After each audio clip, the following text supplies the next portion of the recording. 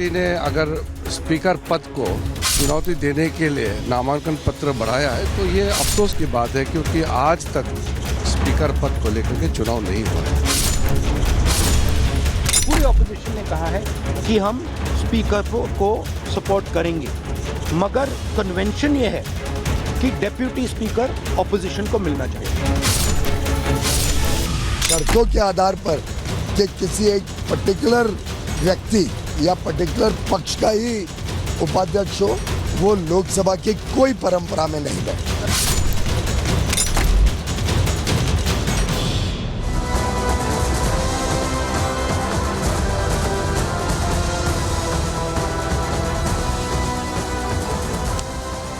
नमस्कार, मैं हूं आपके साथ हिमानी नैथानी। शाम के 5 बजने को हैं और हम लेकर हाजिर हैं अपनी खास पेशकश प्रहार, जिसमें आज मैं सबसे पहले बात कर रही हूं 18वीं लोकसभा का स्पीकर कौन।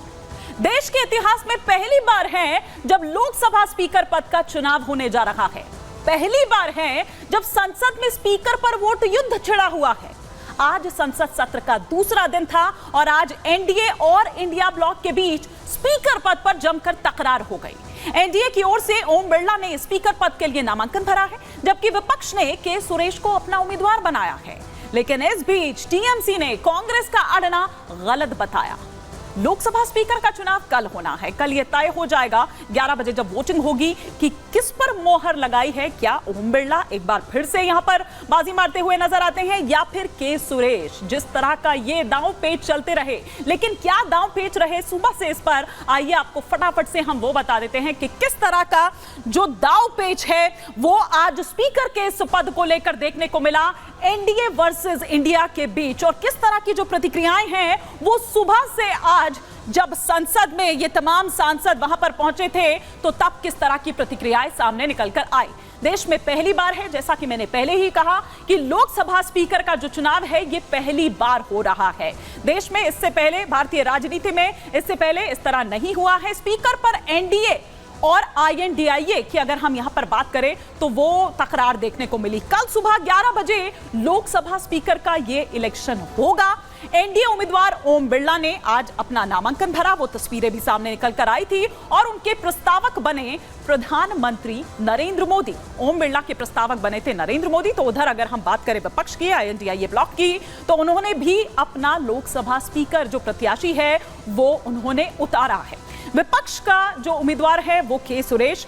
क्या है क्या नहीं है इस पर भी सिलसिलेवार तरीके से हम यहां पर बात करेंगे। लेकिन दो तस्वीरें इस वक्त मैं आपको दिखाती हूं, वो जो नामांकन की प्रक्रिया रही और वो जो नामांकन भरा गया। ये देखिए, पहली तस्वीर आप यहां पर देख रहे हैं, ये दरअसल एनडीए की वो जो ताकत है वो भी यहां पर दिखाई देने की कोशिश हो रही है। और स्पीकर को लेकर जिस तरह से एक जद्दोजहद की जो स्थिति है वो देखने को मिली। वहीं दूसरी तरफ जो आप देख रहे हैं, के सुरेश ने अपना पर्चा दाखिल किया है, वहां भी एक ताकत दिखाने की जो कोशिश है वो हो रही है। लेकिन जाहिर तौर पर जो पहली तस्वीर आप देख रहे हैं, ताकत वहां है। लेकिन यहां क्या विपक्ष सिर्फ एक नैरेटिव गढ़ने की कोशिश कर रहा है? क्या सिर्फ एक परसेप्शन की जो लड़ाई है, एक नैरेटिव बनाने की जो लड़ाई है, वो उसको यहां पर देखा जाए कि जब आपके पास नहीं है, अगर हम नंबर्स की उस तरह से बात करें तो फिर आखिर ये जो जिद है वो आखिर क्यों हो रही है? और सरकार की बात अगर करें, सत्ता पक्ष की अगर बात करें, तो फिर उसके पास क्या इसका तोड़ है, वो इसको किस तरह से तोड़ेगा,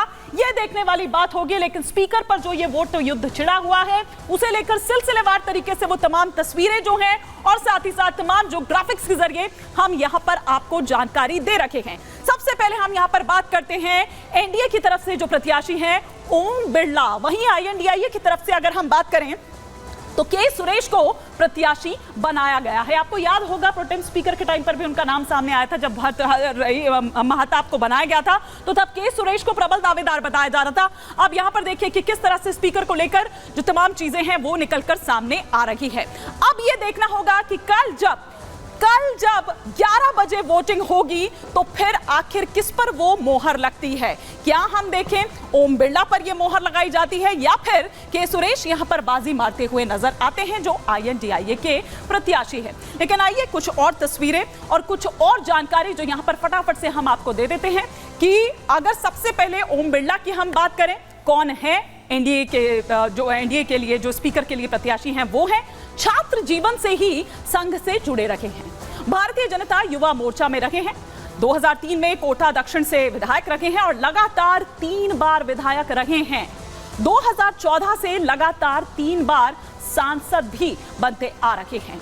2019 की बात करें तो 2019 में लोकसभा अध्यक्ष बने, सदन में कड़े प्रशासक की छवि के रूप में जाने जाते हैं कौन? ओम बिरला। लेकिन वहीं उनके खिलाफ जिन्हें उतारा गया है, यानी कि अगर के सुरेश की बात करें तो के सुरेश की क्या छवि है, कौन है के सुरेश, ये भी आपको जानना जरूरी है। आईएनडीआईए के स्पीकर के लिए प्रत्याशी हैं जिनको उतारा गया है, 8वीं बार लोकसभा सांसद। अगर हम यहां पर देखें 8 बार के लोकसभा सांसद और साथ ही साथ लोकसभा में सबसे ज्यादा अगर अनुभव किसी को है तो वो के सुरेश को, और इसी को लगातार मुद्दा बनाती रही है। इंडिया ब्लॉक की बात करें, विपक्ष की बात करें तो प्रोटेम स्पीकर के दावेदार थे, जैसा कि मैंने पहले भी बताया कि महताब के टाइम पर भी इन्होंने कहा था कि ये ज्यादा प्रबल दावेदार हैं, इनको 8 बार का एक्सपीरियंस है जबकि उनको 7 ही बार का एक्सपीरियंस है। फर्क कोई बहुत ज्यादा नहीं था, लेकिन वो बता रहे थे कि कौन ज्यादा प्रबल दावेदार है। उधर केरल की बात करें तो केरल के मावेलिकारा से ये सांसद हैं, 18वीं लोकसभा में सबसे वरिष्ठ सांसद भी हैं, 2012 से 2014 तक केंद्र में राज्य मंत्री भी रहे हैं। तो ये हम यहां पर आपको बता रहे थे कि कौन ओम बिरला है, और साथ ही साथ अगर बात करें के सुरेश की तो कौन के सुरेश हैं। लेकिन किस तरह से बात बिगड़ गई, एनडीए बनाम इंडिया ये कैसे हो गया? क्योंकि अभी तक जब भारतीय राजनीति में ऐसा नहीं रहा है, अभी तक अगर भारत के इतिहास में ऐसा नहीं रहा है, संसद के इतिहास में ऐसा नहीं रहा है, तो फिर अब ऐसा क्यों हुआ? क्यों आखिर ये बात बिगड़ गई? फटाफट से ये भी हम आपको यहाँ पर बता देते हैं। दरअसल राहुल ने आरोप लगाया, हम आपको बता रहे हैं कि ये बात कैसे बिगड़ी।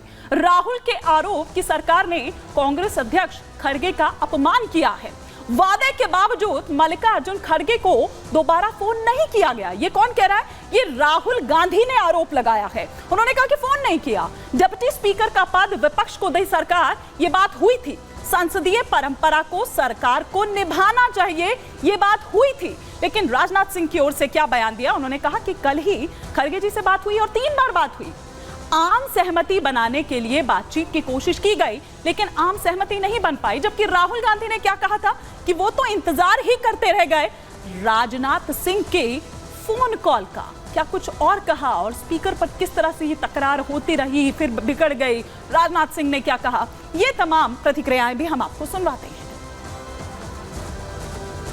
राजनाथ सिंह जी ने खड़गे जी से कहा, देखिए आप हमारे स्पीकर को सपोर्ट कीजिए।